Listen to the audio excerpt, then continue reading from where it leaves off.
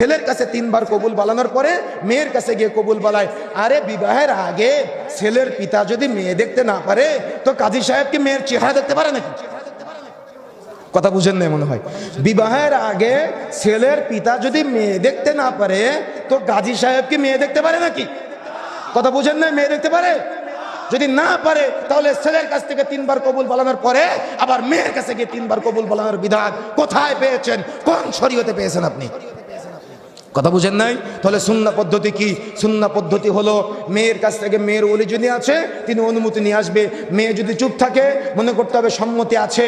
মেয়ে যদি কান্নাকাটি করে বিবাহ দিতে পারবেন না। মেয়ে যদি অনুমতি দেয় তাহলে তো আলহামদুলিল্লাহ। মেয়ের পিতা মেয়ের কাছ থেকে অনুমতি নিয়ে আসবে। কেন? মেয়ের মাহারাম হলো মেয়ের পিতা। মেয়ের কাছ থেকে অনুমতি নিয়ে বিবাহ বৈঠকে বলবে আমি অমুক, আমার মেয়ে অমুক, তুমি অমুক, তোমার বাবা অমুক, আমার মেয়েকে এত টাকা মেহরের বিনিময়ে তোমার সাথে বিবাহ দিচ্ছি। তখন ছেলেটা বলবে আলহামদুলিল্লাহ, কবুল করলাম, বিবাহ শেষ। এতটুকু বিবাহের সুন্নাহ পদ্ধতি।